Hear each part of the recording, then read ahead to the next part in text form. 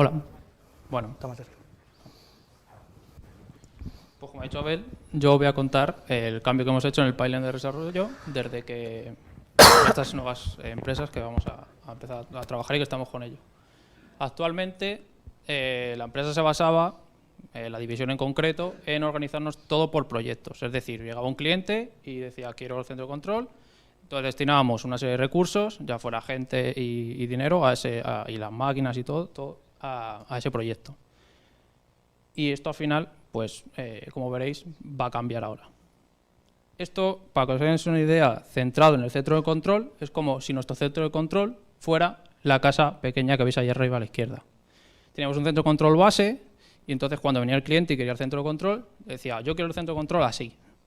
Entonces cogíamos el centro de control base y lo desplegábamos y empezábamos a iterar sobre ese centro de control. Yo quiero una puerta blanca con 2 columnas, un balcón, no sé qué, y se lo hacíamos. Llegaba otro cliente y lo que hacíamos era coger otra vez el centro de control base y generar la casa de abajo, por ejemplo. Pues quiero traer 2 plantas, con una puerta marrón, con una puerta de garaje, tal. Esto al final pues podía darse el caso de que parte del software ya estuviera hecho. Imaginaos que ya teníamos un garaje hecho, pero como estabas trabajando estabas orientado a proyectos y estaba el equipo de desarrollo en un lado, pues a lo mejor tú no sabías que ese equipo ya había desarrollado el garaje. Entonces tú a veces tenías que reimplementarlo o, en el mejor de los casos, te lo podías copiar y traer. Que ahora veréis que eso no es tan fácil debido a cómo está organizado el código también. Entonces aquí tenéis el infierno de las ramas y las mezclas. El código todo está basado en Subversion, que no sé de aquí quién conoceréis Subversion. Levantar la mano. Vale. Git sí lo conocéis, ¿no? Git ya sí lo conocéis la mayoría. Vale, pues Subversion es el precursor de Git y por cual Linux Torvalds creó Git. Al final, el código también se basaba en proyectos, de tal manera que por cada rama que va a ir saliendo del árbol, que el tronco sería el centro de control base, un proyecto sacaba su rama y se iteraba sobre esa rama. Cada rama grande pues sería un proyecto y luego cada pequeña los cambios que se hacían y los arreglos. Y llevarte un cambio de una de las ramas grandes a una de las otras ramas era un dolor. Porque al final no era tan fácil como copiar ficheros y no, porque al final tenéis referencias a otros ficheros y demás. Al final era una cosa muy manual y muy tediosa de hacer. Al final muchas veces casi era más fácil reimplementarlo como tú querías. Entonces esto dio también al cambio que vamos a ver luego. Pero bueno, al final día a día de un desarrollador, como veis aquí, del centro de control, esto es un poco lo que hacía. El desarrollador desarrollaba principalmente en C++ para la parte servidora, en un lenguaje que se llamaba ilog, que no creo ni que lo conozcáis, yo no lo conocí cuando llegué, hasta que llegué, que al final era para la parte de las interfaces y aplicaciones cliente, y luego todo mucho terminal y muchos scripting en CSH, no en Bash, que es lo que se ve ahora. Este código desde hace unos años. Todo esto alojado sobre Subversion y teníamos unas máquinas de compilación en las cuales tardaban 3 horas en compilar las 2 millones de líneas de código que hay en el centro de control.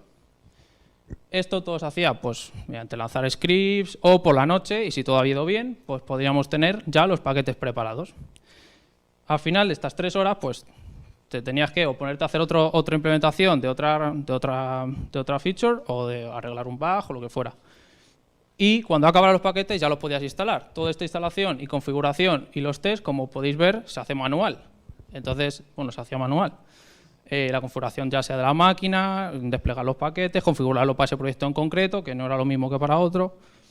Y luego los tests, pues obviamente también eran manuales. Había que tirar sobre el centro de control, desplegarlo y demás. Esto al final, como podéis ver, esto es inmantenible, todo manual. Tardabas en hacer un arreglo un mes y esto era una locura.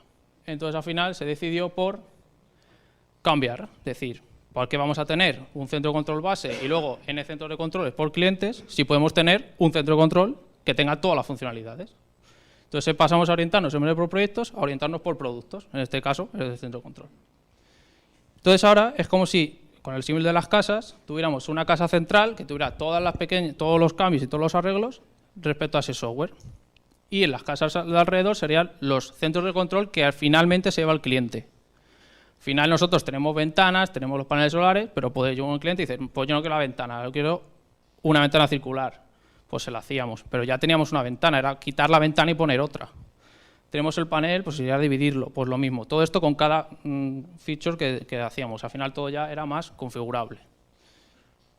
Y en función a este cambio, de orientarnos a proyectos, también cambiamos el sistema de control, lo que sería el control de software. Pasamos de usar Subversion a usar Git, que está más orientado a producto. De tal manera que tienes una rama master, que sería la amarilla, que ahí no se ve mucho. Pero bueno, la amarilla sería la rama master, que para los que habéis trabajado con Git, pues bueno. Y utilizar el Git Follow, que es la estrategia de ramas, en la cual tú vas sacando ramas por cada feature que vas sacando o arreglo, y luego todas acaban mergeándose a master, de tal manera que tienes una rama, todo el software y todas las funcionalidades. Luego puedes sacar releases con lo que sea la línea verde, o la parte de producción que sean líneas azules, que sea la parte de las versiones. Pero esto ya te da ya tienes el software controlado todo en una rama y solamente puedes ir sacando. Esto es mucho más fácil para manejar. Entonces ahora el pipeline de desarrollo, ¿cuál es? Pues ahora ya todo es un poco más automático. Hay un desarrollador, ya trabajamos en C++, seguimos trabajando en C++ para la parte de servidora. En Java ya hemos quitado iLog para la parte del cliente, le hemos pasado a Java. Algunas aplicaciones también están hechas en Python y algunos procesos.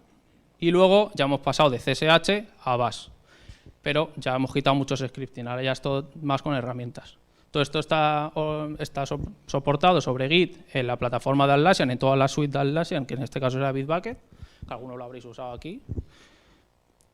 Todo también gestionado también con SonarQube para el tema de la calidad del código y demás, y CheckStyle para el formateo y la documentación.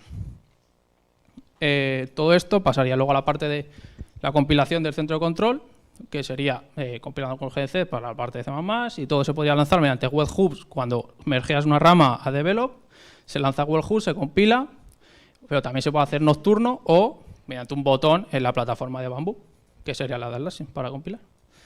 Cuando todo esto acaba, se lanzan los unit tests, que están en la parte de los unit tests de C++ en Google Test, con el framework de Google Test, o los JUnit que habréis usado para Java en las aplicaciones de programación 2 y demás. Entonces, esto si todo va bien, ya podemos generar los paquetes como los generamos, o sea, igual los paquetes que generábamos antes, pero ya se generan automáticamente. Cuando esos paquetes se han generado bien, ya podríamos hacer el deploy. Aquí el desarrollador podría hacerse el deploy en su máquina, pero automáticamente tenemos unas máquinas de staging en las cuales el software automáticamente se instala mediante VMware y Ansible, que es el automatizador para no tener tantos scripts de bash y demás.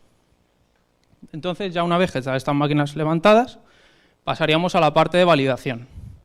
Para ello, hay algunas partes de validación que siguen siendo manuales y se registran todo mediante el framework del KeyRay, que al final es unos pasos que tienes que seguir y ir diciendo, pues sí, pues no, para juntar pantallazos y demás. Pero nosotros, para alguna parte del centro de control, hemos creado un framework para el tema de la automatización del testing, que se llama IVP. Para que os hagáis una idea, este framework, por ejemplo, levanta todas las aplicaciones cliente de Java o de Python y las prueba, se conecta a simuladores y demás. Al final esto está más orientado a nuestra parte.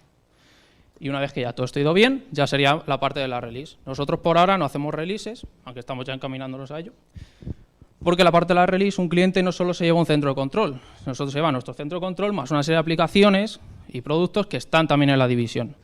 Y entonces eso de integrarlo, probarlo todo con su integración, se dedica a un equipo exclusivo y entonces ellos son los que al final hacen la release. Entonces al final nosotros no hacemos esta parte.